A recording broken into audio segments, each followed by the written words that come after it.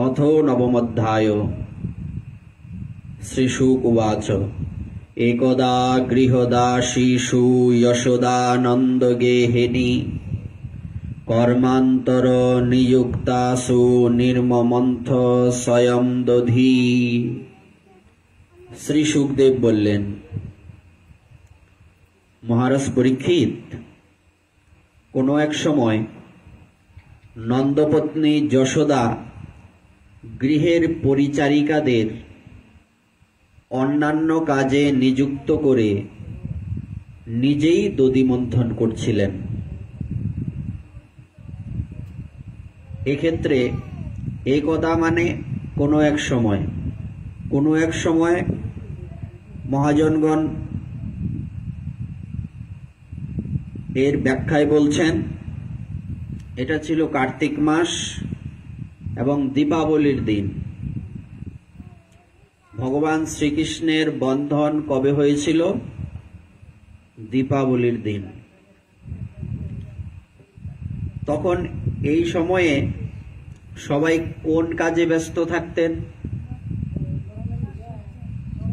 এই সময় ব্যস্ত থাকতেন ইন্দ্র পূজার জন্য। তখন তো ভগবান ছোট, ভগবানের যখন 7 বৎসর বয়স তখন ইন্দ্র পূজা বন্ধ হয়ে গোবর্ধনের পূজা আরম্ভ হলো।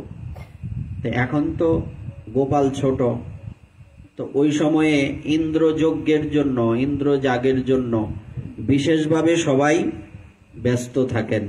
যেমন দুর্গা পূজা এলে, কালী পূজা এলে আমরা বিশেষভাবে ব্যস্ত হয়ে পড়ি কয়েকদিন আগের থেকে। ভগবান শ্রীকৃষ্ণ ইনি আসার আগে এবং ইনি আসার কয়েক বৎসর পর পর্যন্ত ব্রজবাসীগণ কিসে নিযুক্ত থাকতেন? ইন্দ্রযজ্ঞ বা ইন্দ্র পূজা করার জন্য ব্যস্ত থাকতেন। এই কথা মানে ওই দিনের কথাই বলা হয়েছে। প্রতিদিন সমস্ত ব্রজ গোপিনীগণ যারা গোপালের মাতৃস্থানীয়া প্রত্যেকেই কোনো না কোনো অভিযোগ দেন যে না তোমার গোপাল আজকে আমার ঘরে চুরি করেছে, না তোমার গোপাল আজকে আমার ঘরে হাড়ি ভেঙেছে, না তোমার গোপাল আজকে আমার ছোট বালক বা বালিকাকে চিমটি কেটে ঘুম থেকে জাগিয়ে দিয়েছে, কিংবা আমার ছোট্ট বাচ্চা ঘুমাচ্ছে সে গিয়ে এক কলসি জলের উপর ঢেলে দিয়েছে। এই নানান রকম উৎপাত, এইসবের কথা কোনো না কোনো দিন, একদিনও বাদ নেই, শুনতেই হয়।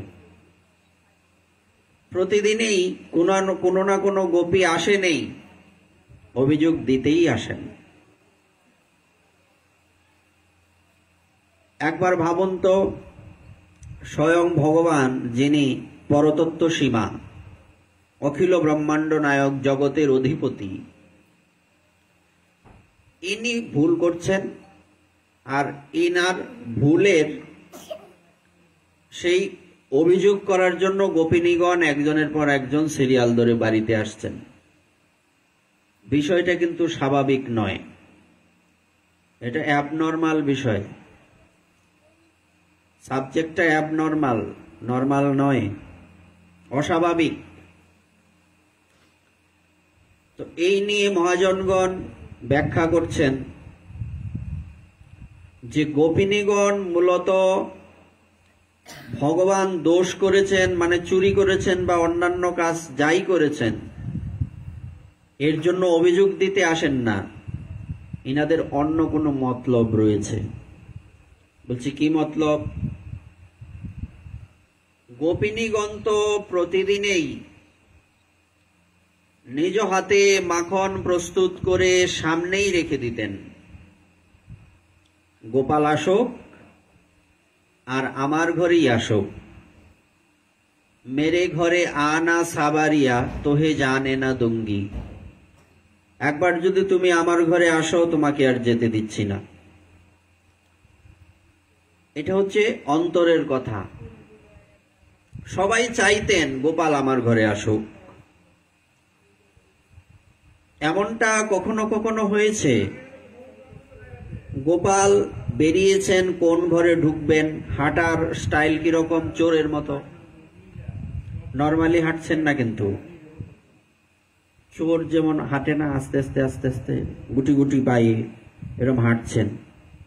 দেখছেন আশেপাশে কেউ আছে কিনা, চোখ ঘুরঘুর করছে, সিআইডির মতো এরকম এরকম করছে। কখনো এরকম হয়েছে, প্রত্যেক গোপিনীগণ চাইতেন গোপাল আমার ঘরে আসুক। তো এমনও হয়েছে, গোপিনী পিছনে, দরজার পিছনে হোক, বেড়ার পিছনে হোক, যে কোনো বৃক্ষের পিছনে হোক, যে কোনো কিছুর পিছনে লুকিয়ে দাঁড়িয়ে আছে। কেন দাঁড়িয়ে আছে? না, সব সেটিং করা, আমাকে সামনে দেখলে গোপাল তো আমার ঘরে ঢুকবে না। সিস্টেমটা তো চুরির মতো না, এটা এই জগতের চুরি নয়, সেটা পরে বলছি। এটা তো চুরির মতো। আমি যদি ঘরের সামনে দাঁড়িয়ে থাকি, তোরই গোপাল আমার ঘরে ঢুকবে না। উনি লুকিয়ে থাকতেন আর প্রার্থনা করতে থাকতেন, এই গোপাল আজকে আমার ঘরে আসো। এই ঘরে যাননি, পার হয়ে গিয়েছেন, গোপিনী দুঃখ পেয়েছেন, কাঁদছেন, আর মনে মনে এটাই ভাবছেন যে আজকে মনে হয় আমার ভক্তিটা পুরো হয়নি। আজকে যে আমি মাখন প্রস্তুত করেছি, প্রস্তুত করতে গিয়ে আমার যে 100% ভালোবাসা ওখানে দেওয়ার ছিল, সেই ভালোবাসাটা পুরো হয়নি, কিছু ঘাটতি ছিল, কমই ছিল। এই জন্য হয়তো গোপাল আমার ঘরে আসেনি। এটা হচ্ছে গোপিনীগণের অন্তরের কথা। আর বাইরের কথা হচ্ছে ওনারা গিয়ে বিচার দিতেন। কেন দিতেন? আগেই বলেছি যে উদ্দেশ্য কিছু অন্যরকম, বিচার দিতে যাওয়া নয়। একজনের বাড়িতে পাড়া প্রতিবেশী প্রতিদিন যে কোনো সময় যেতে পারে না। প্রতিদিন যেতে যেতে একটা সময় হয়তো এমন হবে, না তোর মতলব তো সুবিধার না, কেন প্রতিদিন আসবি? কি কারণ? একটা তো উদ্দেশ্য নিয়ে কারো বাড়ি যেতে হবে। উদ্দেশ্য ছাড়া কারো বাড়ি যাওয়া যায় কি? যাওয়া যায় না। তো গোপিনীগণ ভাবেন, যদি উদ্দেশ্য ছাড়া যাই তাহলে আগে পরে কথা হবে, কেন গেলাম? আর উদ্দেশ্য তো কোনো নেই, তো কি করতে হবে? এক ঢিলে দুই পাখি মারতে হবে। একটা উদ্দেশ্য নিয়ে যেতে হবে, আর সেই উদ্দেশ্যটার অর্থ কি দাঁড়াবে? গোপালকে রাগিয়ে দেওয়া। কখনো কখনো রাগিয়ে দিয়েও ভালোবাসা পাওয়া যায়, যায় তো অনেক সময়। অভিমান কি ভালোবাসাকে বাড়ায় না কমায়? বাড়ায়। কখনো কখনো মাঝে মধ্যে রাগ করলে ভালোবাসাটা বাড়ে। গোপালকে রাগিয়ে দিলে, গোপাল ছোট মানুষ, বালক, সে আমার প্রতি রেগে গিয়ে আমার ঘরে এসে আক্রমণ করবে। আক্রমণ বলতে আমার ঘরে এসে জ্বালাবে। আমি তো চাই আমার ঘরে আসুক। উদ্দেশ্য আবার বোঝা গেল? উদ্দেশ্য কিন্তু বিচার দেওয়া নয়, উদ্দেশ্য গোপালকে খেপিয়ে দেওয়া, আর কিছু নয়। এবার সেই গোপিনীগণ, ইনারা চাইতেনই গোপাল আসুক আমার ঘরে। আর এদিকে মা যশোদা ভাবছেন, প্রতিদিন কেউ না কেউ বিচার দিতেই আসে। প্রতিদিন এই অভিযোগ শুনতে শুনতে আমি কাহিল হয়ে গিয়েছি, আমি আর সহ্য করতে পারছি না, আমি ধৈর্যহারা হয়ে গেছি। উনি চিন্তা করতে লাগলেন, এমনটা কেন হবে? আমার ঘরে কিসের অভাব? কালকে বলছিলাম না পরশু, যে ভগবানের কোনো অভাব নেই। বাইরের কেউ ওনাকে সন্তুষ্ট করবেন প্রয়োজন নেই, উনি নিজে নিজে সন্তুষ্ট হতে পারেন। পরশুদিন বলেছিলাম না? এই জন্য ওনার একটা নাম হচ্ছে আত্মকাম, নিজে নিজে সন্তুষ্টি লাভ করতে পারেন। তো ইনার তো এমনিতেই উনি ভগবান, ওনার কিছু কমি নেই। অন্য দিক থেকে উনি যে ঘরে জন্মেছেন সেই ঘরে কিসের অভাব? যে নন্দ মহারাজের 9 লক্ষ গাভী আছে, তার কি ঘরে ননি, দুধ আদি যা ঘি এসবেরও কমি আছে? তাহলে বিষয়টা কিন্তু স্বাভাবিক নয়। তার কিন্তু কমই নেই। একটা কারণ হচ্ছে তার স্বভাবই চুরি করা। ধনী হলেও এমন অনেক ব্যক্তি আছে যার অভ্যাস খারাপ, ছোট লোকই অভ্যাস, এটার থেকেই যায়। হয় না এরকম? আগের সেই অভ্যাস থেকেই যায়। খানদানি না হলে তো আর বড় লোকী মানসিকতা থাকে না। এই ছোট থেকে হঠাৎ করে বড় হয়ে গেলে যে আগের অভ্যাস ছাড়ে না। ভগবানের চুরি করার আজীবনের অভ্যাস, এটা ওনার রক্তের সাথে মেশা। তো ইনি ছাড়তে পারবেন না। এনার ঘরে ভর্তি আছে জিনিস, কমই নেই, তারপর উনি চুরি করেন কেন? অভ্যাস। আর ভক্তরাও এদিক থেকে চাইছেন চুরি করুক, মাখন চুরি করুক গোপাল, চুরি করে খাক ননি, গোপালকে দড়ি বেঁধে রাখিস না আর, ছেড়ে দে মা জননী। তোমরা গান গাও না? অর্থটা কি? বলছে এরা চায় চুরি করুক। গোপাল ইনার একটা অভ্যাস, উনি চুরি করবেনই। চুরি ওনার অনেক চুরির নাম আছে। ওদিন বলছি মনচোরা, বসন চোরা, ননি চোর, মাখন চোর, অমুক তমুক, চোরাগ্রগণ্য, অনেক ধরনের চোরের নামের ভর্তি। এক পৃষ্ঠা হয়ে যাবে চোরের নামের যদি বিশেষণ দেওয়া যায়। বিশেষণের কিছু কমই নেই। একটা হলো অভ্যাস। কেন অভ্যাস? না, এটাই ওনার কৃপা। ইনি কৃপা করতে আসেন। আসলে গোপিনীগণের প্রত্যেকেরই ইচ্ছে হয় গোপাল যদি আমার সন্তান হতো। গোপাল আমার ছেলে হলো না কেন? এই যশোদার ঘরেই কেন জন্মালো? এনারা দুঃখ করেন প্রতিদিন। এক জন্মে এক যুগে কতবার কতজনের পুত্র হবেন? সম্ভব কি? ভগবান চাইলে সম্ভব, কিন্তু কিভাবে লীলা পুষ্টি করবেন? দুয়ে দুয়ে চার মিলবে না, না?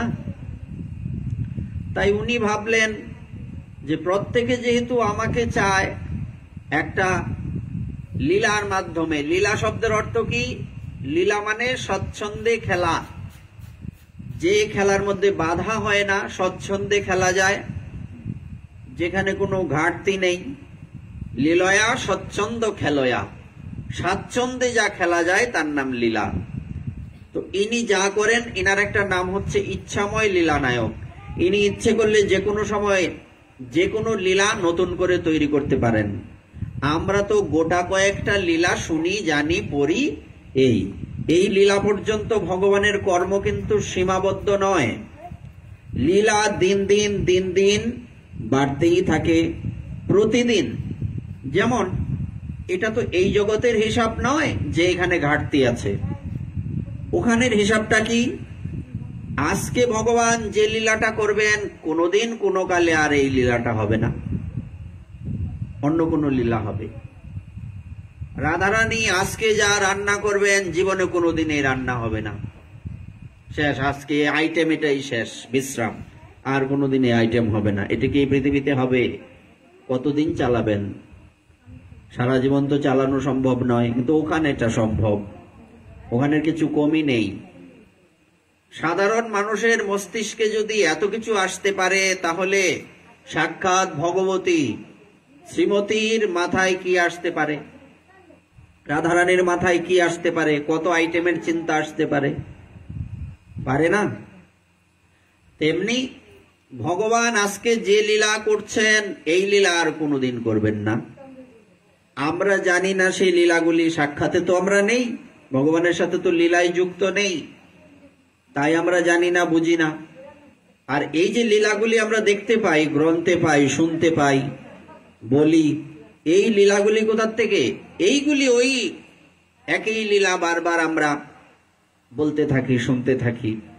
কেন? আর নতুন লীলা তো আমরা জানি না। প্রতিদিন যেটা হচ্ছে সব পাল্টে যাচ্ছে।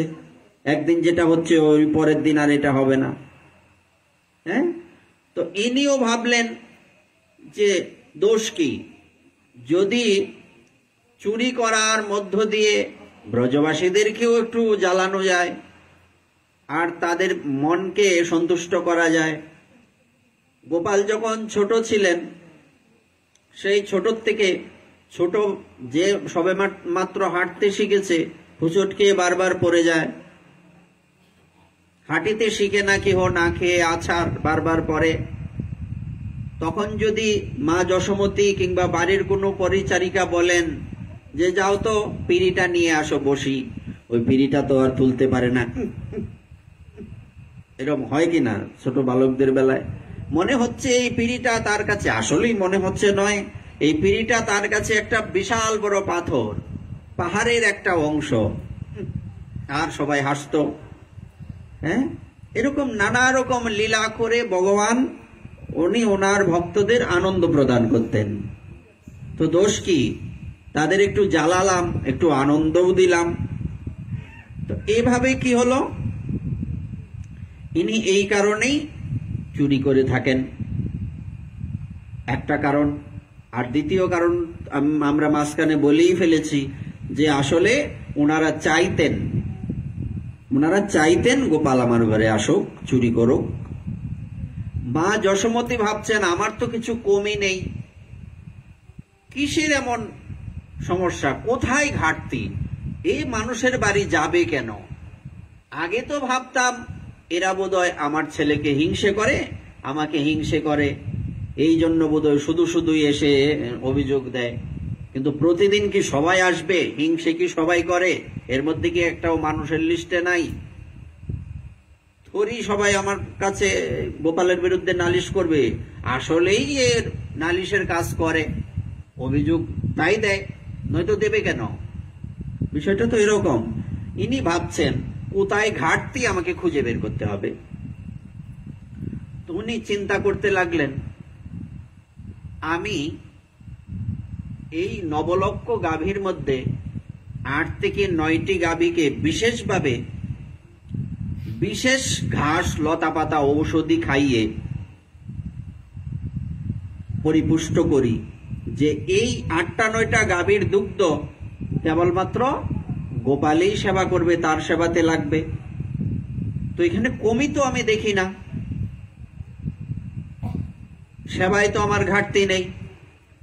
ও আচ্ছা, এমনটা মনে হচ্ছে যারা মাখন তৈরি করে এদের মনে মনে হয় ভক্তি নাই, তাই বোধহয় এখানে ঘাটতি আছে। এরা ঠিক মতো মাখন প্রস্তুত করতে পারে না, এই মাখন খেতে ভালো লাগে না, তাই মানুষের বাড়ি বাড়ি গিয়ে এসে চুরি করে বেড়ায়। তাই ইনি ভাবলেন আজকে যেহেতু পরিচারিকারাও নেই, এরা ইন্দ্রযজ্ঞের কাজে ব্যস্ত, কেউ আলপনা দিচ্ছে, কেউ বিভিন্ন ধরনের কিছু নাড়ু টাড়ু তৈরি করছে, কত কাজ থাকে পুজো করতে গেলে, কেউ বাড়িঘর ঝাড় দিচ্ছে, কেউ কত কি আছে। তো উনি কি করলেন? চিন্তা করলেন কর্মান্তর নিযুক্ত আশু নির্মমন্ত স্বয়ং দধি, অন্য কাজে নিযুক্ত করে উনি নিজেই দধি মন্থন কাজে লেগে গেলেন।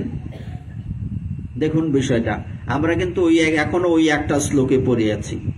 বলছে নিজেই দধি মন্থন করছিলেন, কেন না আদরের দুলালকে, আমার আদরের দুলাল যশোদানন্দন, তাকে ঠিক মতো সেবা পরিচারিকারা দেয় না। এখানে একটা সুন্দর দৃষ্টান্ত আছে।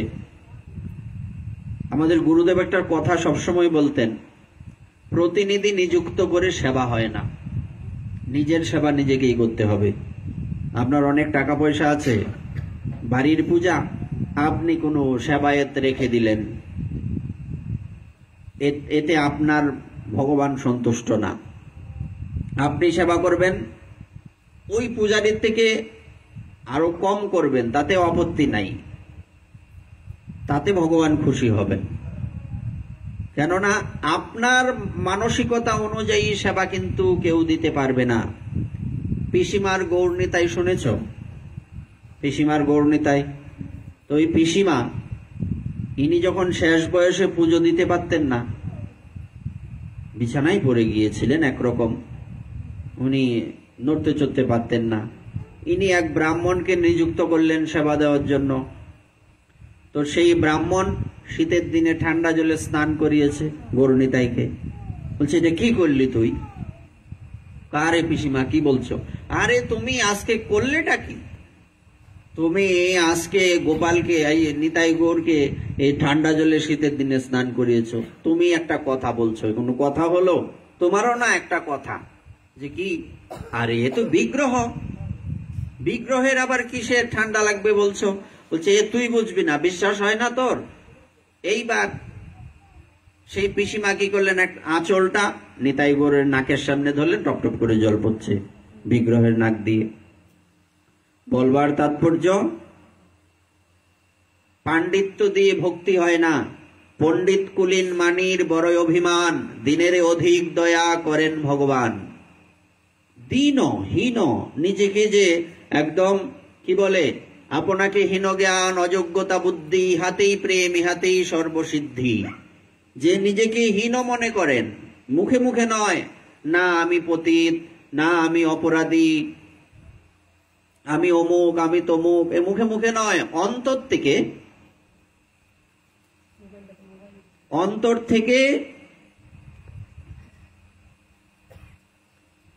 অন্তর থেকেই বলতে হবে। আর ভক্ত যিনি, ইনি অন্তর থেকেই বলেন, কি বলেন, যে না আমি পতিত, আমি অধম, আমার মতো নিকৃষ্ট নেই। এটা উনি মুখে উচ্চারণ করুন আর না করুন, অন্তর থেকে উনি নিজেকে ছোট হীন জ্ঞান মনে করছেন, মুখে মুখে নয়। এটা এরকম নয় নিয়ম রক্ষা কেউ আসলে, না না আমি পাপী মানুষ, তো পাপ করো কেন, সাইডে দেও পাপ। অনেকেই বলে আমরা পাপী মানুষ, আরে তুমি পাপ করো কেন, পাপ সাইডে দেও। নিজেকে রামকৃষ্ণ পরমহংসদেবের একটা বাণী আছে, উনি শয়াকার লয়াকার বলছেন, বলছে যে শালা নিজেকে পাপী বলবে সেই শালা পাপী থাকবে, সে আর ভালো হতে পারবে না। তো কি করতে হবে, পাপটাকে ছেড়ে দিতে হবে। নিজেকে পাপী বলবে কেন, নিজেকে কখনো পাপী বলতে নাই। কি করতে হবে, মনের থেকে অনুভব থাকতে হবে, তুমি পাপ করো না, তারপরও তুমি মনে করবে আমি পাপী। এটা হচ্ছে অরিজিনাল ভক্তের বৈশিষ্ট্য। আর আমরা ওই বৈশিষ্ট্যটাই শিখি, যে কি বৈশিষ্ট্য, যে আমি পাপী আমি পাপী। এই অনেকে বলে বড়রা, তা আমি আমরা দেখা দেখি বলি, এরকম নয়। ইনারা প্রকৃতই ভক্ত, ভক্ত হয়েও নিজেকে বলছেন, মন থেকেই বলছেন, মানে দীনতা শব্দটা হচ্ছে নির্বেদ বা দীনতা। না আমার ভজন নাই, আমার সাধন নাই, না আমার কিছু নেই, আমি একদম, আমি ব্যভিচারী, আমি কুবিচারী, আমি পতিত, আমি নরাধম। এটা মুখের কথা নয়, অন্তর থেকেই বলেন। কিন্তু আদতে উনি কখনোই পাপীও নন, নরাধমও নন, কিচ্ছুই না, উনি শ্রেষ্ঠ ব্যক্তি।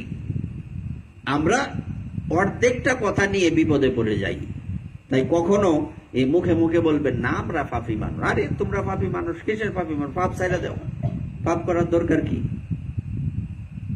তাই নিজের সেবা নিজেকেই করতে হবে, অন্যকে দিয়ে সেই সেবা হবে না। এবার মা যশোদা ভাবলেন যে না আজকে সেবা আমি নিজেই করব। উনি নিজেই দধি মন্থনে বসে গেলেন। এ পর্যন্ত ভগবানের যেসব বাল্যলীলার বৃত্তান্ত আমি তোমার কাছে বর্ণনা করেছি, এই কথা কে কাকে বলছেন?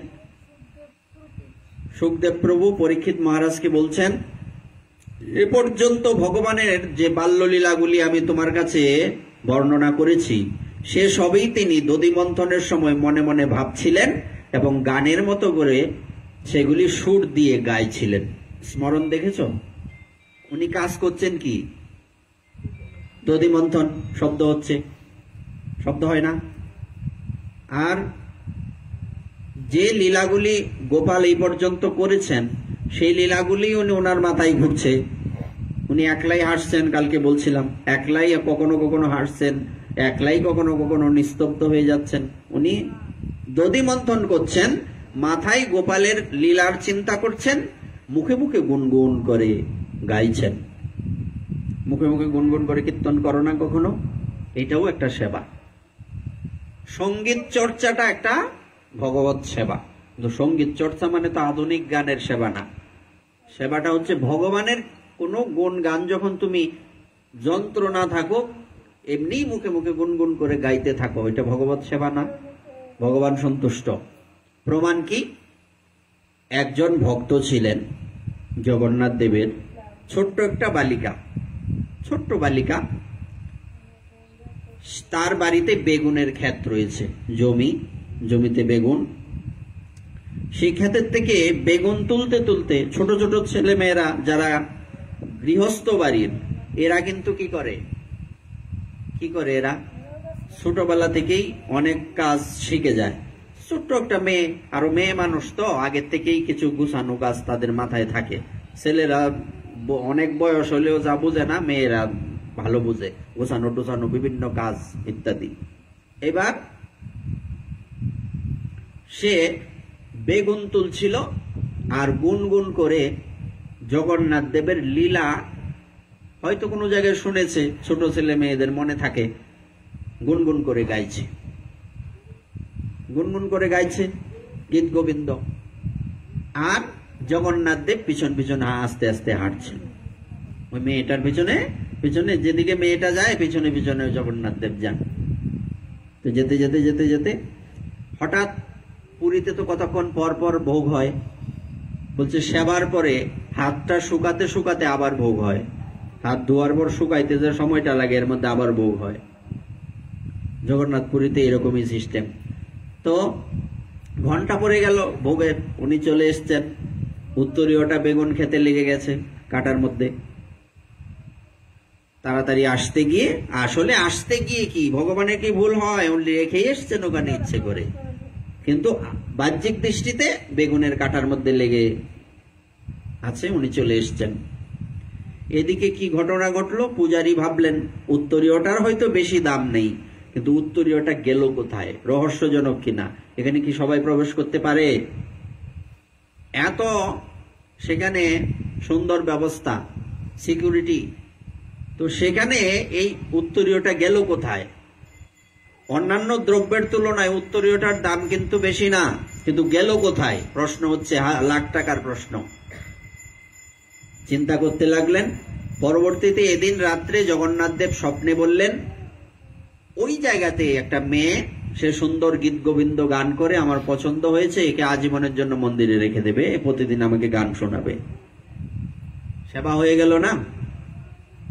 মেয়েটাকে জগন্নাথ দেবকে শোনানোর জন্য গান গাইছিলেন না তো, উনি মন থেকেই গাইছিলেন। কখনো কখনো দেখা যায় ভগবানের সেবা করার ইচ্ছে নেই, অন্য কোনো কাজে, অন্য কোনো লালসায় বা অন্য কোনো মানসিকতায় বা কোনো ইচ্ছে নেই, একটা কাজ করছি, ভগবান এটাকে সেবা হিসেবে গ্রহণ করে নিলেন। এরকম বহু ঘটনা আছে। যেমন এই মেয়েটা, সে আদতে কি জানতো এই কীর্তন করলে জগন্নাথ দেব প্রসন্ন হবেন? এই বয়সে আর কি জানবে, সে এমনিতেই শুনছে কারো কাছ থেকে, গাইতে লাগলো। হ্যাঁ, এইরকম স্মরণটা এমনই। বেগুন তুলতে তুলতে ছোট্ট একটা মেয়ে যদি গোপালের কথা বা জগন্নাথ দেবের কথা ভাবতে ভাবতে জগন্নাথ দেব তার পিছনে পড়ে যান, আপনি আমার তো বুদ্ধি আছে, আমরা কেন আমাদের বুদ্ধিটা কাজে লাগাতে পারবো না? তাই মা যশোদা দধি মন্থন করছেন, মাথার মধ্যে হৃদয়ের মধ্যে কি চিন্তা? গোপালের লীলাগুলি, আর গুনগুন করে সেই লীলাগুলি গান করছিলেন। তৎকালীন সময় এরকম সিস্টেম ছিল, যারা মানে কিছু কিছু লোকেদের প্রশংসা করার জন্য টাকা দিয়ে আনা হতো, এরকম কিছু লোক তখন ছিল। আপনারা বিভিন্ন এই মহাভারত বা রামায়ণের সিরিয়ালে দেখবেন, কখনো কখনো রাজসভার মধ্যে একজন এসে খুব রাজার প্রশংসা করছেন। আদতে বিশেষ কোনো অনুষ্ঠানে কারো প্রশংসা করার জন্য এই কাউকে নিয়ে আসা হয়। এই কীর্তনিয়া হতে পারে, মুখের কথা ভালো তাকে আনা হতে পারে, অনেক সিস্টেম, অনেকেই আছেন, তাদেরকে বলে বন্দি। বন্দি মানে তো কতদিন পর পর অনুষ্ঠান, গোপাল এপাশ থেকে ওপাশ ফিরল অনুষ্ঠান, গোপাল একটু বসতে শিখেছে অনুষ্ঠান, মানে অনুষ্ঠানের আর কমই নাই। মানে একটা কথা বলে না, টাকা পয়সা থাকলে মানুষ কি করে, মানে সব মানুষের সময় থাকলে ধানে চালে মিশায়া বাঁচতে থাকে, একটা কথা আছে না? তো মানুষের টাকা থাকলে সব মানে কাজে লাগুক আর না লাগুক, টাকা নষ্ট করুন লাগবো যে কোনো দিকে। এই কিছু আবর গাবর খায়া হোক, কিছু মানুষের দিয়া হোক, একজনের পিছনে আরেকজনের লাগাই দিয়া হোক, টাকা নষ্ট করতে, মানে টাকার কামড় সহ্য হয় না। এরকম আছে না নাই? এরকম আছে তো। তো এইরকম, তো এই মা যশোদার তো অভাব নাই, কিছু অভাব আছে কি? ওনার অভাব নাই। তারপরে উনি কি করছেন? তারপরে অভাব যেহেতু নাই, তো 2 দিন পরে পরে অনুষ্ঠান করলে সমস্যা কি? কিছু টাকা গেল, যাক না, স্বর্ণ অলংকার কিছু গেল, কি আছে? কমি নাই তো, অনেক আছে। আর এদিকে কমই নেই। আজকে কি গরম, তো শুধু শুধু ফ্যানের দরকার কি? ফ্যান তো আমার সমস্যা করে, বন্ধ করো। একটা শব্দ রয়েছে, দেখুন, সবার সবকিছু থাকলে কি হবে? যদি ভগবান না থাকেন কেউ নাই। একটা কথা বলে না, জামাইরা 7 ভাই, জামাইলা না থাকলে কেউ নাই। একটা কথা বলে কিনা আমাদের সমাজে? তেমনি আপনার অনেকেই আছে, কিন্তু আপনার ভগবান নাই, মানে আপনার কেউই নাই। আপনার ভগবান আছেন আর কেউ নাই, সব আছে আপনার। তাই ভক্তগণের মানসিকতা কিরকম? উনাদের মানসিকতা হচ্ছে, আনের আছে অনেক জনা, আমার কেবল তুমি। এটা কিন্তু একটা গানের পদ। আনের আছে অনেক জনা, অন্যজনের সবার অনেকেই আছে, কিন্তু আমার কেউ নাই, আমার কেবল তুমি। এটা হচ্ছে ভক্তের বিশেষ বৈশিষ্ট্য। সে নিজেকে আর ভগবানকে ছাড়া আর কাউকে নিজের মনে করে না। কথাটা সুন্দর না? আনের আছে অনেক জনা, আমার কেবল তুমি। তো মা যশোমতী ইনি গুনগুন করে সেগুলি গাইছিলেন। তার পরিধানে ছিল ক্ষৌম বস্ত্র, রেশমি বস্ত্র, সুতি কাপড় পরে সেটা ভগবত সেবা হয় না। সুতি কাপড় ভগবত সেবার জন্য বিপরীত, প্রসাদী হয়ে যায়। তাই দেখবেন বিশেষ বিশেষ জায়গায় গেলে হয়তো এটা টেকটন হতে পারে, রেয়ন হতে পারে, এটা এই কি বলে লিলেন হতে পারে, অনেক কিছু হতে পারে, সুতি কাপড় না। সবচেয়ে শুদ্ধ হচ্ছে কি কাপড়? লোম বস্ত্র পরে সেবা দেওয়া যায় না, এটা থেকে লোম খসে পড়ে।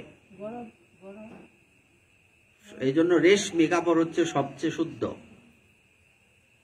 রেশমি কাপড় ছিল পরতে খুব গরম, গরমের দিন সর্বনাশ, শরীরে এরকম খুঁজাইতে থাকে পড়লে। সিল্ক যাকে বলে, সিল্ক না? আচ্ছা, আমাদের বাংলাদেশে একটা শহর রয়েছে, যে শহরটার নাম সিল্ক সিটি। বলেন তো এটা কোন শহর? রাজশাহী। মুসলিম না, মুসলিম তো পুরান ঢাকা, এটা আগের। হ্যাঁ, বলছে সিল্ক সিটি কেন? রাজশাহী, ওখানে হচ্ছে এই রেশমি কাপড়ের স্পেশালিটি। তো আমি ওখানে একবার গেলাম, তো কত কয় গজ কাপড় দিল। আমি ভাবলাম এটা কিসের কাপড়, ধরু এটা সব ধরলে কেমন কিরম খসখস খসখস, এটা কোনো কাজের? বলছে এটার অনেক দাম, 1 মিটার কাপড়ের অনেক টাকা দাম। আমার একটা পাঞ্জাবি আছে দেখবেন, এই সবুজ কালার, সবুজের মধ্যেই তো এই টাইপের। তো এইরকম সিল্ক, এটা হচ্ছে এই ক্ষৌম বস্ত্র। মানে কি? যেখানে লেখা দেখুন, তার পরিধানে ছিল ক্ষৌম বস্ত্র। নিজে নিজে পড়েন তো, এটার অর্থ পাবেন খুঁজে, পাবো আমরা? হ্যাঁ, এই জন্য নিজে নিজে পড়ে ডাক্তার হওয়া যায় না, মাস্টার লাগে। ক্ষৌম বস্ত্র মানে রেশমি কাপড়। সেটি তার পৃথুকোটি দেশে নিবি সূত্রের দ্বারা বদ্ধ ছিল। কোমরের মধ্যে কি দেয় মায়েরা? বিছা লাগায় না? আর কি কি লাগায়? দড়ি লাগায় নাকি? এই নিবি বন্ধন কোমরের মধ্যে বাঁধা, সেটি। আচ্ছা, পুত্রের প্রতি স্নেহবশে তার স্তনদুগ্ধ করিত হচ্ছিল। তোমাদের কি মনে হয় মা যশোমতী এই পৃথিবীর কোনো সাধারণ মা? সন্তানের কথা চিন্তা করতে করতে উনার স্তনদুগ্ধ খরিত হচ্ছে। এটা কি সাধারণ মানুষের দ্বারা সম্ভব? কোনোদিন হবে? হবে না। তাই এই পৃথিবীর সাথে ওখানকার হিসাব মিলাতে যাবেন না, তাইলে মানে সব জগা খিচুড়ি হয়ে যাবে। মন্থন রজ্জু আকর্ষণের জন্য যে শারীরিক প্রযত্ন করছিলেন, তার ফলে তার বক্ষদেশ তথা পরিশ্রান্ত বাহুযুগলের কঙ্কনাদি অলঙ্কার ও কর্ণের কুণ্ডল কম্পিত হচ্ছিল। মুখে দেখা দিয়েছিল শ্বেদবিন্দু। শ্বেদবিন্দু কি? হ্যাঁ, ঘাম। অনুমানে কইছো না জানি না কইছো? মুখের মধ্যে যেহেতু বিন্দু বিন্দু তো ঘামই হইব, অনুমানে কইছি, ঠিক না? আচ্ছা, তো এরকম দেখবেন বিন্দু বিন্দু ঘর্ম বহে মহাপ্রভুর গায়ে। তারপর মনের সাথে হরিদাসে চামর ডুলায়। এই যে শ্বেদবিন্দু হচ্ছে ঘর্ম। তার কবরী বন্ধনের থেকে মালতী পুষ্প একটি দুটি করে খসে পড়ছিল। এইভাবে সেই শুভ্রু যশোদা দধি নির্মন্থন কাজে ব্যাপৃত ছিলেন। এখানে খুব সুন্দর দৃষ্টান্ত রয়েছে। মন্থন রজ্জু আকর্ষণের জন্য যে শারীরিক প্রযত্ন করছিলেন, এই শব্দটা দেখুন, শারীরিক প্রযত্ন মানে কি? শারীরিক কষ্ট স্বীকার করা, পরিশ্রান্ত হওয়া। যখন কোনো পরিশ্রমের কাজ করি আমরা কি ক্লান্ত হই না? এই ক্লান্তি কি আমাদের কোনো কাজে আসে? এটার ফল কি? বলছে কাজে আসে। কেমন কাজে আসে? ওই যে সংসারে কাজগুলি ঠিক মতো হচ্ছে, ব্যবসা চাকরি ভালো চলছে, এই কাজে আসে। কিন্তু প্রকৃতপক্ষে আমাদের কাজে আসে না। আমাদের যে প্রকৃত কাজ, আমাদের যে প্রকৃত পরিচয়, আমরা ভগবানের নিত্য দাস, আমরা ভগবানের অংশস্বরূপ, সেই পরিচয়ে আমার প্রকৃতপক্ষে আমাদের এই কাজগুলি কোনো লাভের মুখ দেখে না, এতে কোনো লাভ হয় না। এবার দেখুন, আমরা তো শারীরিক পরিশ্রম অনেক করি, ভক্তি লাভ হয় কি? না। কিন্তু মা যশোমতী, দেখুন, একটা লোককে যদি বলেন না, করেও থাকে তারা, নাইট ডিউটি করতে হবে, করে কিনা? নাইট ডিউটি করে কিনা? যদি বলে মঙ্গল আরতি করতে হবে, তে মাথার বাড়ি পড়ে। কেন? সে সারা রাত্র না ঘুমায় থাকতে পারবো, কিন্তু ভগবানের জন্য শেষ রাত্রিতে উঠতে পারবে না সে ঘুম থেকে। তার মানে সে আসলে জানে না যে ভগবানের জন্য কর্ম করলে কি লাভ, আর এমনিতে এই সংসারে এই কর্মগুলি করলে কি লাভ। জানে কি? অনুভব করতে পারে? অনুভব করতে পারে না বলেই তো সে এটার মধ্যে পার্থক্য খুঁজে না, বরং নিজের সুবিধার জন্য, এতে তার লাভ। নাইট ডিউটি করলে মাসিক মাসোয়ারা আসবে, ইনকাম হবে। ভগবানের মঙ্গল আরতি করলে কি লাভ হইব? কোনো লাভ আছে? মঙ্গল আরতি করলে কি লাভ? তোমরা তো মঙ্গল আরতি করো, কি লাভ মঙ্গল আরতি করলে?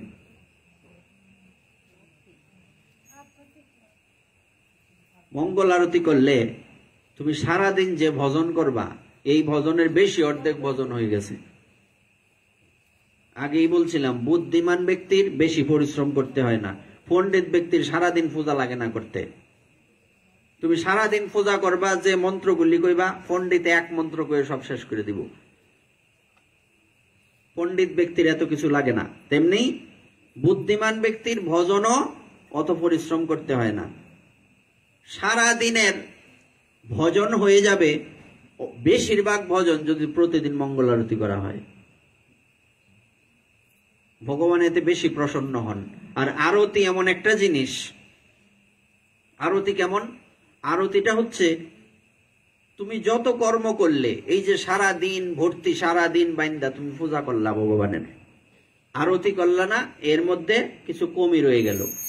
আর তুমি কম পূজা করলা কিন্তু আরতি করলা, তার মানে তোমার পুরো পূজাটা পূর্ণ হয়ে গেল। আরতি হচ্ছে এরকম একটা সাবজেক্ট। তাই আমরা কিন্তু আরতিকে গুরুত্ব দেই বেশি। কেন দেই জানি না, অনেকে না জানি না দেই, অনেকে দেখা দেখি করি, এরকম কিনা? হ্যাঁ, তো মূলত কিন্তু আরতিটা আসলেই গুরুত্বপূর্ণ ভগবানের জন্য। আরতি করা মানে একদম প্রথম থেকে শেষ পর্যন্ত পুরো পূজাটা তোমার হয়ে গেল। পরে যেটা করবো এটা বোনাস। তো এইবার আমরা তো শারীরিক পরিশ্রম করি, কিন্তু ভগবানের জন্য কতজন পরিশ্রম করতে পারি বা করার চেষ্টা করি? এখানে মা যশোমতী উনি কি করছেন? উনি এই বয়সে যে দধি মন্থন করছেন, এমনিতেও তো দধি মন্থন করা কিন্তু সহজ কিছু বিষয় না। অনেক প্রেসার দিতে হয়, ক্রিয়েট করতে হয়। প্রেসার ক্রিয়েট করে না ওখানে, এমনিতেই শরীরে ঘাম হয়ে যাবে। কেননা চিন্তা করে দেখুন, তখন রৌদ্র উঠছে না, আর গরমের দিনও না, তেমন গরম না, ওই সময় শরীরে ঘাম আসবে কেন? মানে কাজটা নিশ্চিত পরিশ্রমের। তো মা যশোমতীর পরিশ্রমটা গোবিন্দ সেবায় লাগলো, কিন্তু আমাদের পরিশ্রমটা গোবিন্দ সেবায় লাগলো কি? জ্বলে গেল। তাই এখানে এই পরিশ্রমটা, এই পরিশ্রান্ত বিষয়টা বোঝাচ্ছে এটাই যে আমাদের কি করতে হবে। মা যশোমতী যেমন গোপালকে সেবা করার জন্য প্রযত্ন, শব্দটা এখানে কি যোজনা করা হলো? প্রযত্ন।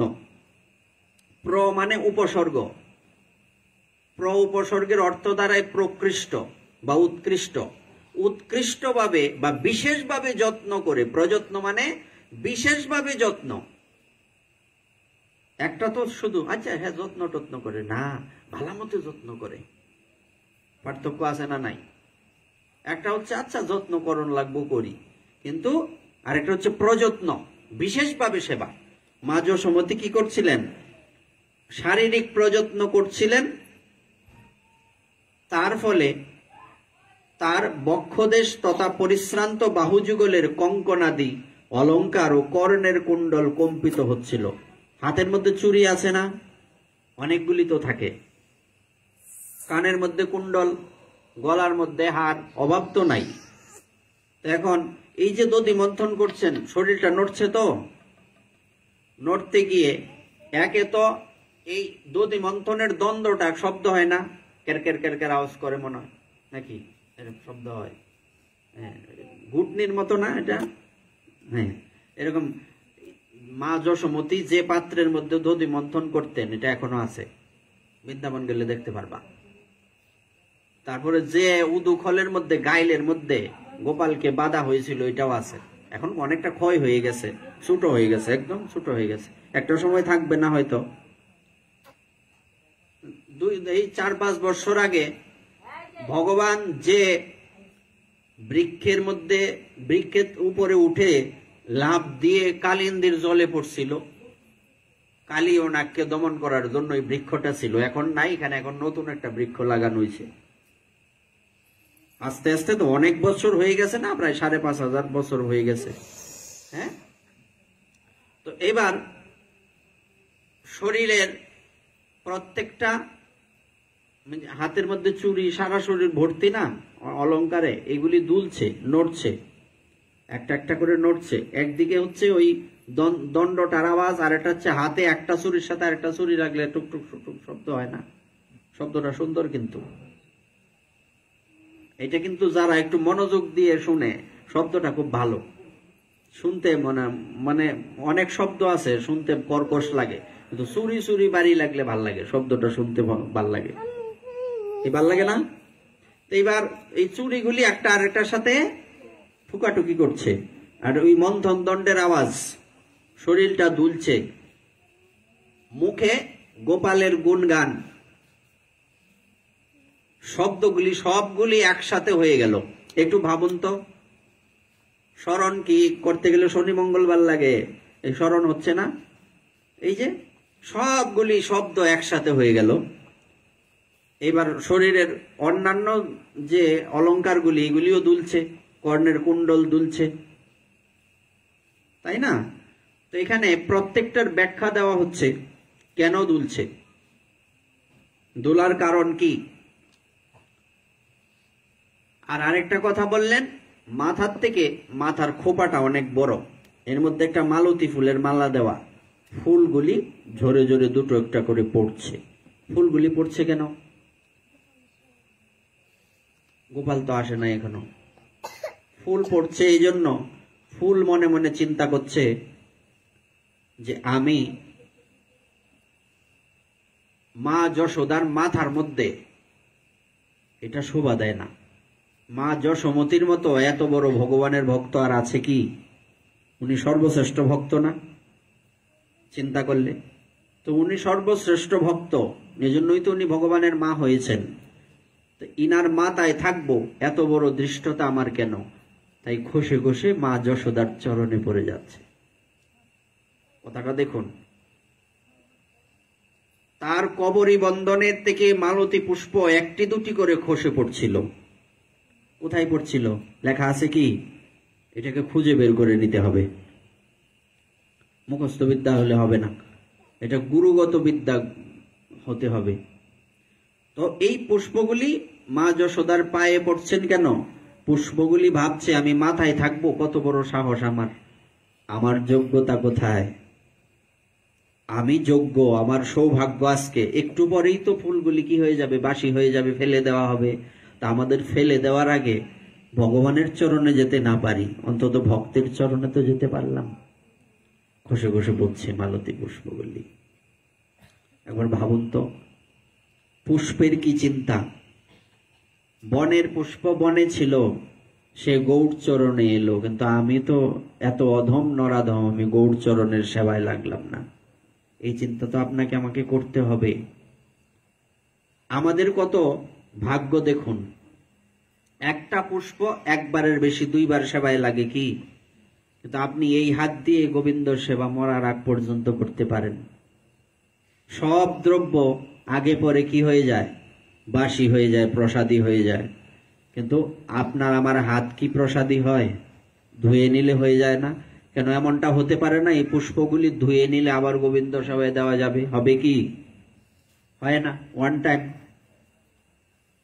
সুতরাং আমাদের এই বিষয়টা মাথায় নিতে হবে যে প্রত্যেকটা পুষ্প পত্র আদি ভগবত সেবায় লাগে একবারের জন্য, ওয়ান টাইম। কিন্তু আমাদেরকে ভগবান আজীবনের জন্য সেবা দান করেছেন। কিন্তু দুর্ভাগ্য হচ্ছে আমরা ভগবানের সেবা করতে প্রস্তুত নই, আমাদের সেবা করার ইচ্ছে নেই। সেবা করতেই আমাদের সব কত রকমের কত অজুহাত বের হয়। তাই ফুলগুলি চিন্তা করছে আর তো নতুন করে ফুটবো না, যদি যেহেতু গোবিন্দের সেবায় লাগতে পারলাম না, মা যশোদার মাথায় সেই খোপার মধ্যে আমি গিয়েছি, কথা সত্য, কিন্তু আমি এখানে থাকার যোগ্য না, আমি যশোমতী মায়ের চরণে থাকার যোগ্য। তাই খসে খসে পুষ্পগুলি পড়ে যাচ্ছিল। আর পুষ্পগুলিও ধন্য ধন্য করছিল যে মা যশোমতীর মতো এমন এত শ্রেষ্ঠ গোবিন্দের ভক্তের চরণের মধ্যে আমরা পড়তে পারছি, লাগতে সেবায় লাগতে পারছি। তাই তো বলা হচ্ছে যে ভগবানের সেবায় লাগতে পারো আর না পারো, ভগবানের ভক্তের সেবায় লাগলে ভগবান আরো বেশি প্রসন্ন হবেন। আর হাতের কঙ্কনগুলি বাজছিল কেন? কঙ্কনগুলি ভাবছে মা যশোমতী যখন এত সুন্দর করে গোপালের গুণগান করছেন, এখন তো যন্ত্র বাজানোর কেউ নেই, আমি তো কোনো মানুষ নই, আমরা কোনো মানুষ নই, যন্ত্র বাজাতে পারবো না। কিন্তু একে অপরের সাথে ঠুকাঠুকি করে মায়ের সেই এত সুন্দর মুখনিসৃত গোপালের লীলা সমূহ, গুণ সমূহ বর্ণিত হচ্ছে, উনি বর্ণনা করছেন, এর সাথে একটু যুক্ত হয়ে একটু তাকে কি প্রদান করি, আনন্দ প্রদান করি, আমরাও একটু সেবায় লেগে গেলাম। দেখুন প্রত্যেকটা দ্রব্য ভগবানের সেবায় লাগার জন্য কতটা প্রস্তুত, আর আমরা কতটা অপ্রস্তুত। আর আমরা বড় অকৃতজ্ঞ, অকৃতজ্ঞ না? যেখানে একটা দ্রব্য একবারের বেশি দুইবার সেবায় লাগছে না, সেখানে আমরা আজীবন ভগবানের সেবা করতে পারছি। এটা কি আমাদের প্রতি ভগবানের বিশেষ কৃপা না? আমরা কি এই কৃপাটা কাজে লাগাতে পারছি? পারছি না। কর্ণের কুণ্ডলগুলিও এই জন্য দুলছে আর তারা নৃত্য করছে। মানুষ কখন নাচে? আনন্দে। কর্ণের কুণ্ডলগুলি দুলছে নয়, মহাজন আস্বাদন করছেন, কর্ণের কুণ্ডলগুলি নৃত্য করছে। কেন নৃত্য করছে? কারণ তারা বুঝতে পারছে যে আমরা এমন একটা জায়গায় শোভা পাচ্ছি মা যশোমতীর কর্ণে। হ্যাঁ, আর মা যশোমতী গোপালের গুণগান করছেন। তো আমাদের আনন্দ আজকে হবে না তো কবে আনন্দ হবে? এটাই তো আমাদের সৌভাগ্য। আচ্ছা, সুদিন আর দুর্দিন কাকে বলে? কোনো কারণবশত, মা আরেকটু সামনে যাও, আরেকটু সামনে।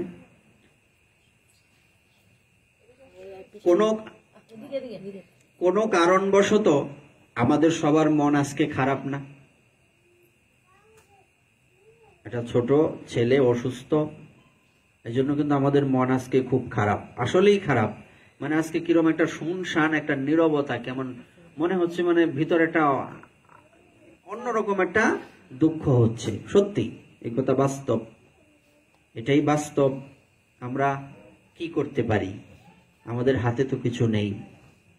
আমরা বড় জোর ভগবানের কাছে প্রার্থনা করতে পারি, ভগবানের কাছে বলতে পারি যে সুস্থ হয়ে সে আমাদের মাঝে ফিরে আসুক। কিন্তু তার কি হবে সে তো ভগবান ছাড়া আর কেউ বলতে পারে না।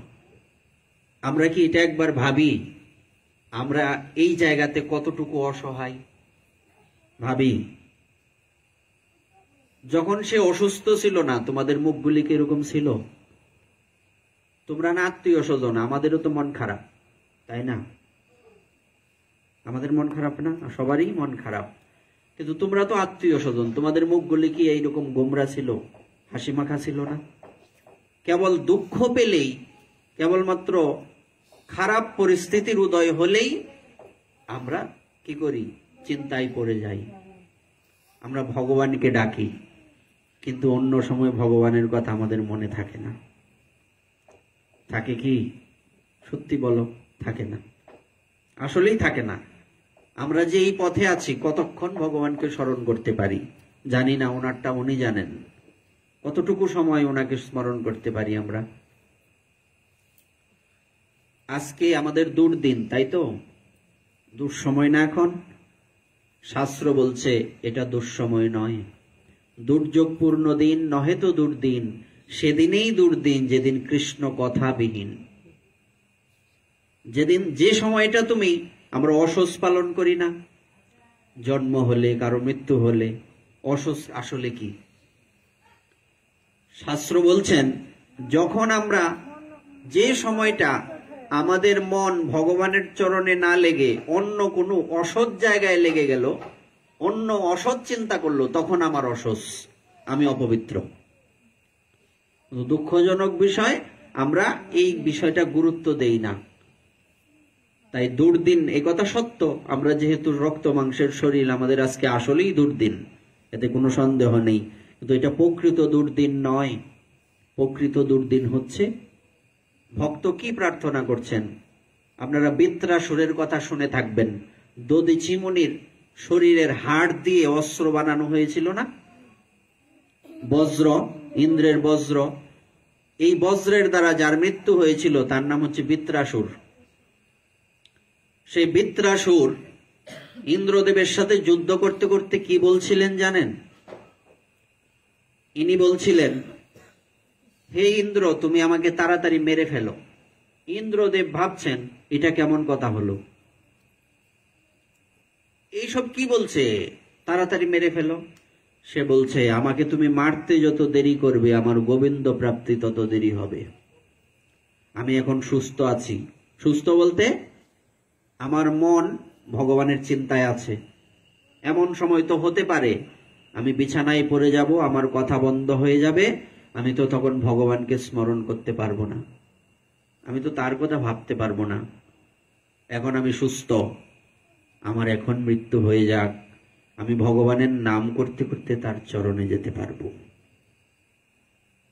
বলবার তাৎপর্য, একজন ভক্তকে সব সময় মৃত্যুর জন্য প্রস্তুত থাকা উচিত।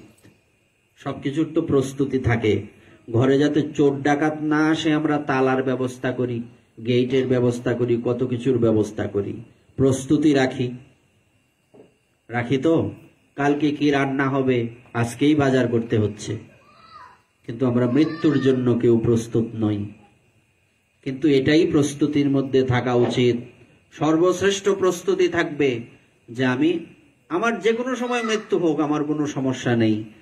আমার একটাই প্রার্থনা থাকবে, আমার মনে যাতে তোমার চিন্তা ব্যতীত অন্য কোনো চিন্তা না আসে। আমি যাতে তোমার কথা ভাবতে ভাবতে যেন গাইতে গাইতে যাইতে পারি। মহাজন বলছেন কিনা প্রার্থনায়, এমন আমার হোক আমি তোমার নাম গাইতে গাইতে, তোমার নাম গাইতে গাইতে, তোমার কথা বলতে বলতে, তোমার কথা শ্রবণ করতে করতে, তোমার কথা চিন্তন করতে করতে যাতে আমার মৃত্যু হয়। কথাটা সত্য তো? একজন ভক্তের এই প্রার্থনা থাকা উচিত। এই জন্য প্রত্যেককে, আমি সহ আমরা এখানে যারা আছি, আমাদের মাথায় যেন এটা আসে যে মৃত্যু যেহেতু খুব সন্নিকটে, এনি টাইম, যে কোনো যেন তেন প্রকারে যে কোনো পরিস্থিতিতে আমরা থাকি না কেন, আমরা সুস্থ থাকতে পারি, অসুস্থ থাকতে পারি, কোনো কর্ম করছি, যখন আমার যাওয়ার সময় নয় তখনও চলে যেতে হতে পারে, সেই জন্য প্রস্তুতি রাখবেন। এখন যদি চলে যেতে হয়, ডাক আসে, আসুক। আমাদের একজন সাধু আছেন, দেখবেন মাঝে মধ্যে এখানে আসে, সাদা দাড়ি, সুনীল দা, লক্ষ্মী আশ্রমে থাকেন। উনি মাঝে মধ্যেই বলেন যে ভগবান আমাকে যে সময় নিয়ে যাবেন নিয়ে যাক, আমার কোনো সমস্যা নাই, আমি প্রস্তুত আছি মৃত্যুর জন্য। কখনো এইটা মাথায় রাখবেন না আমি চলে গেলে আমার স্ত্রীর কি হবে, আমার স্বামীর কি হবে, আমার সন্তানদের কি হবে, এই বাড়িঘর কে দেখবে, এগুলি কখনোই ভাববেন না। আমি আপনি ছাড়া হবে না এমনটা হতে পারে না। আপনি চলে যান, দেখবেন এখন থেকে ভালো চলছে, সবাই আরো ভালো চলবে। কেন? এটাই প্রকৃতির নিয়ম।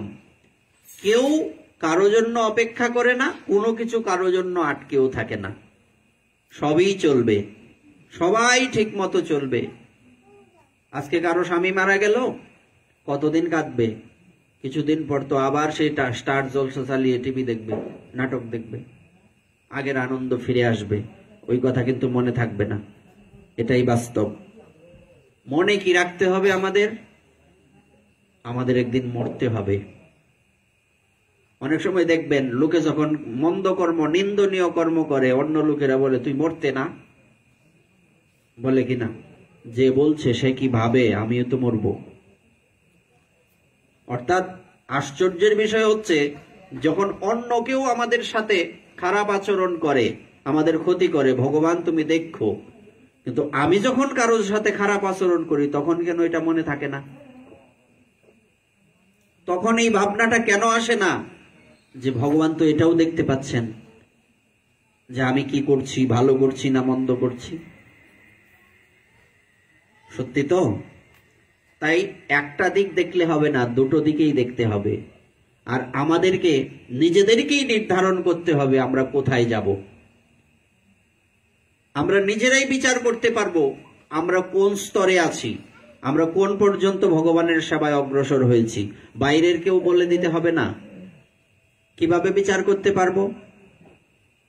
নিজেকে বলছে নিজের বিচার যদি নিজে করা যায় তাহলে মাতবর লাগে না। বিবেকেই নাকি সবচেয়ে বড় আদালত। O2 CNG-র মধ্যে লেখা পর্যন্তই শেষ। ওইটা না আমরা দেখে মাথায় রাখি, না আমরা এটা জীবনে প্রয়োগ করি। আমরা কোথায় থাকবো এটা আমরাই নির্ধারণ করতে পারবো। আমাদের কর্মফল আমাদের কোথায় নিয়ে যাবে। আমি যদি শুকরের কর্ম করি, পরবর্তী জন্মে আমি শুকর হব। আমি যদি মানুষের কর্ম করি, মানুষ হব। দেবতার কর্ম করলে দেবতা হব। যদি ভগবানের ভক্ত হয়ে জীবন যাপন করতে পারি, দিন অতিবাহিত করতে পারি, তাহলে ভগবানের চরণ পাবো। সিদ্ধান্ত কাদের? আমাদেরকেই নিতে হবে। এটা কে কত সুন্দর, কে কত সুন্দরী, কার কত টাকা পয়সা আছে, কার কত খ্যাতি আছে, কে কাকে, কোন ব্যক্তিকে কতজন কতক্ষণ প্রণাম করে, কয়জন ব্যক্তি কয়জনকে চিনে, এটার উপর ডিপেন্ড করবে না। 50 পয়সার টিপ কপালে শোভা পায়, 1000 টাকার জুতা পায়ে শোভা পায়। আমাদের নিজেদের নির্ধারণ করতে হবে আমরা কোথায় যাব, আমরা কোথায় আছি, ছিলাম কোথায়, এই প্রশ্নগুলির উত্তর খুঁজে বের করতে হবে। তবে না আমরা ভক্তের কাতারে যাব, তবে না আমরা মা যশোমতীর লাইনে দাঁড়াতে পারবো, ভগবানের মা হতে পারবো, ভগবানের বাবা হতে পারবো, ভগবানের বন্ধু হতে পারবো, কিংবা ভগবানের প্রাণপ্রিয়া হতে পারবো। এমনিতেই তো হবে না, মুখে বললে হবে না, ত্যাগ স্বীকার করতে হবে। আমরা যাতে আমাদের মনটা যাতে গোবিন্দ সেবায় লাগে, এই দামোদর মাসে চলুন আমরা সবাই মিলে ভগবানের কাছে প্রতিজ্ঞা করি, সংকল্প করি যে প্রভু আজকের পর থেকে এমন কৃপা করো বা এমন মানসিকতা আমার তৈরি করে দাও যাতে জেনে শুনে কোনো পাপ না করি। না জেনে তো কত পাপ করি, আর তোমার চরণে তো পাপ অপরাধ হতেই থাকে। সন্তান তো মা বাবাকে কত লাথি মারতেই পারে, মারেই বটে, তাই না? এটা হয়েই বটে। কিন্তু তুমি তো জগতের মাতা পিতা ধাতা, আমরা পড়িনি গীতাতে? ভগবানই সমস্ত জগতের মাতা পিতা বিধাতা, উনি সবার গুরু, উনি সমস্ত কিছুর মূল, উনি সমস্ত যজ্ঞের ভোক্তা, উনি যা কিছু আছে সবকিছু উনি। উনি যদি মা হন, উনি যদি বাবা হন, উনি কি আমাদের অপরাধকে ক্ষমা করবেন না? ক্ষমা করবেন। কিন্তু আসলে আমরাই তো ভগবানের চরণে শরণ নিতে পারি না, ভগবানের কাছে প্রার্থনা করতে পারি না।